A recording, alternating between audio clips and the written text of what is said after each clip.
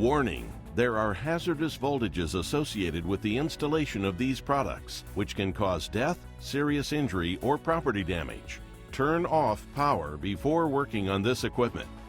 Only qualified employees can work on electrical equipment. When working near energized equipment, please wear PPE as specified in NFPA 70E.